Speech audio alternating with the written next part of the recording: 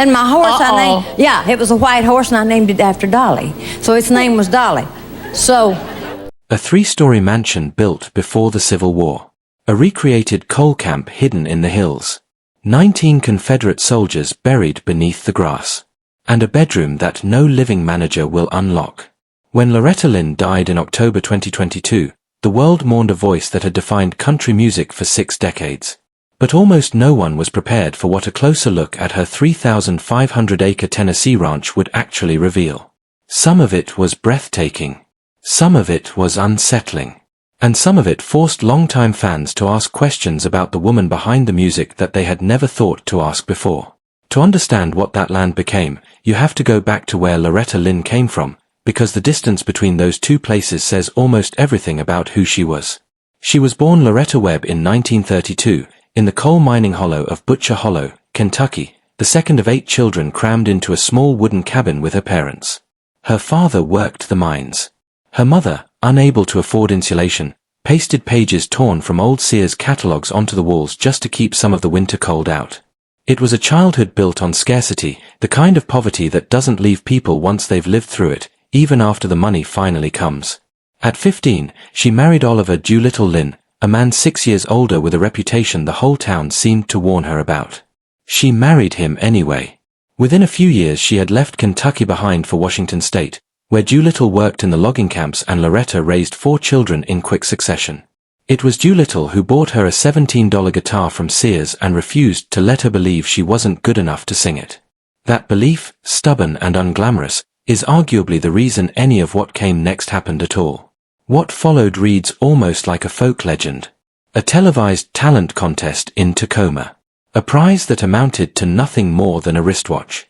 A Canadian businessman named Norm Burley who heard something in her voice worth building an entire record label around. And then, when no radio station in America would play her first single, a husband and wife who packed their car with vinyl records and drove from town to town, sleeping in the car, eating sandwiches on park benches, mailing photographs to stations that never called back. That kind of persistence is easy to summarize in a sentence. It's much harder to imagine living through it. It worked. I'm a honky-tonk girl climbed into the country charts while the Lynns were still on the road promoting it. Nashville opened its doors. The Grand Ole Opry followed. And Loretta Lynn, the girl from a coal camp with 10 people in one cabin, became one of the defining voices of a genre that had never quite had a woman write and own her own story the way she was about to. That story included pain most biographies gloss over. Her marriage to Doolittle was, by her own later admission, both the foundation of her career and one of its most painful subplots. He drank. He was unfaithful, more than once, and more publicly than she deserved. She fought back, sometimes literally, and she wrote about all of it. Songs like Fist City and You Ain't Woman Enough to Take My Man weren't fiction. They were autobiography set to a melody, which is part of why they connected so powerfully with women across the country who recognized their own kitchens and their own arguments in her lyrics. According to Loretta's own account in her memoirs, co-written with George Vexey, much of what she sang about came directly from what she survived at home. That kind of honesty was rare in country music at the time, and it's part of what separated Loretta Lynn from nearly every other artist of her era. It was in the middle of all this, in 1966, that Loretta and Doolittle got lost while driving through rural Tennessee looking for a new home, and stumbled across a run-down plantation estate in a place called Hurricane Mills. The house, built in 1876, was in far worse condition than either of them initially realized, but Loretta was captivated. It reminded her, she later said, of the grand southern homes she'd seen in Gone with the Wind. There was, however, an unusual complication buried in the fine print. Buying the estate meant buying the tiny town that surrounded it too, mill and all. They bought it anyway. What happened over the following decades transformed that overgrown plantation into something almost impossible to categorize. Doolittle threw himself into restoration and expansion with the same restless energy he'd once poured into rodeos back in Washington State.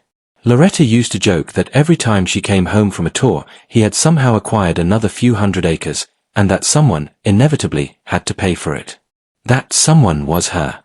What started as roughly 1,450 acres eventually grew into approximately 3,500, complete with a one-room schoolhouse, a post office, a general store, a working historic gristmill along Hurricane Creek, a dam, and 2 bridges.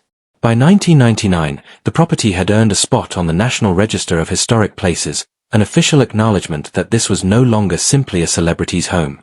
It had become a genuine piece of American history. This is where the story starts to shift from remarkable to strange. Because tucked among the museum wings displaying Loretta's stage costumes, her awards, and decades of photographs, visitors also found a full-scale replica of her actual childhood home in Butcher Hollow, rebuilt board by board, alongside a recreated coal mine meant to represent the one her father worked in for years. It's a startling thing to encounter, a multimillionaire's Tennessee estate containing, at its emotional core, a deliberate monument to the poverty she spent her entire life trying to escape. She never hid where she came from. If anything, she built an entire attraction dedicated to making sure no one who visited could forget it either. Then there's the part of the ranch that fascinated people for entirely different reasons. Long before the Lynn family ever arrived, the land had belonged to a plantation built on slavery, and the property carries that history in physical form. Historical accounts tied to the estate note that 19 Confederate soldiers are buried somewhere on the grounds, casualties of fighting that reached the property during the Civil War. That kind of history doesn't stay buried quietly, at least according to generations of ranch employees, tour guides, and members of the Lynn family itself. Loretta Lynn never dismissed the ghost stories that grew up around her home. In interviews and in accounts from people who worked closely with her, she openly discussed strange occurrences inside the mansion, treating them not as tabloid fodder but as simply part of living in a house that old.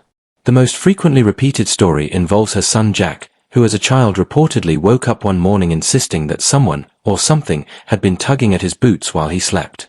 The ranch's longtime manager later recalled that the boy was certain a soldier had been in the room with him. Whatever actually happened that night, it was enough that Jack and his brother refused to sleep in that bedroom again. To this day, that particular room remains closed to the public, the only space inside the mansion that visitors are not permitted to enter, a strange, quiet detail that says more than any tour guide's script ever could.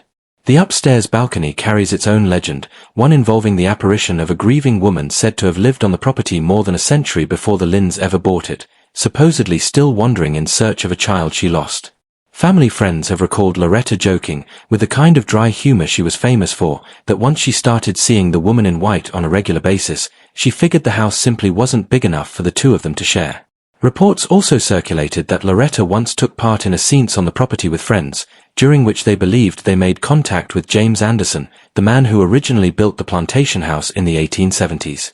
The stories eventually grew large enough that the Travel Channel sent a crew to investigate the ranch's paranormal reputation directly, turning a private family home into something closer to a documented piece of American folklore.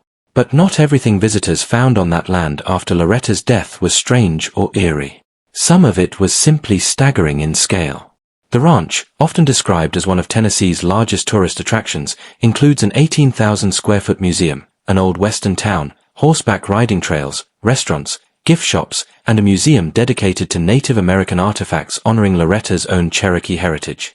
Hundreds of powered campsites allow visitors to spend the night within walking distance of the home where she actually lived, and since 1982 the property has hosted the AMA Amateur National Motocross Championship, an event that draws thousands of competitors and spectators every single year, a legacy directly tied to Doolittle's own lifelong love of rodeo and racing. What began as one couple restoring a single rundown mansion had, by the time Loretta passed away, become an entire ecosystem of history, tourism, music, and memory, sprawling across land that once belonged to people who had no choice about being there at all. Not every discovery tied to the ranch was about ghosts or grandeur. Some of what people found, in the years surrounding her death, was heartbreak. In July 1984, her son Jack Benny drowned in the Duck River on that very property, swept away while riding horseback, a loss Loretta absorbed while she herself was hospitalized from exhaustion after years of relentless touring. And in August 2021, just over a year before Loretta died, catastrophic flash flooding tore through Hurricane Mills and Humphreys County, killing 22 people in the region, including the ranch's longtime foreman and another employee who had worked for Loretta for nearly 2 decades. The land that had given her family so much had also, more than once, taken something irreplaceable back. That duality, beauty and grief occupying the exact same acreage, is perhaps the truest thing anyone could say about the Loretta Lynn Ranch.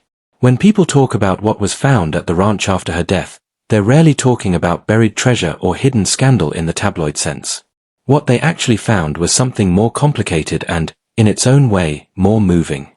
They found a working monument to poverty built by someone who never stopped being wealthy enough to leave it behind. They found history that predates the Lynn family by more than a century, still physically present in unmarked graves and unexplained cold spots. They found a family's private grief sitting quietly beside a museum built for public celebration. And they found the plain evidence of two people, a coal miner's daughter and a moonshiner's son from Washington state, who bought a broken-down plantation almost by accident and spent the rest of their lives turning it into something that would outlive them both.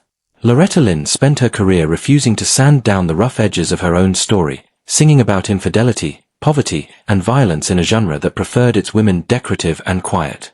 It makes a strange kind of sense, then, that the home she left behind would refuse to be simple too. It is a place where a slave owner's plantation, a Confederate burial ground, a replica coal camp, a haunted bedroom, and a motocross championship all somehow coexist on the same 3,500 acres, held together by the memory of one woman who never pretended her life, or her marriage, or her history, had been anything other than complicated. She built her music out of hard truths. It turns out she built her home the exact same way. And that, more than any ghost story or hidden room, may be the most honest discovery of all.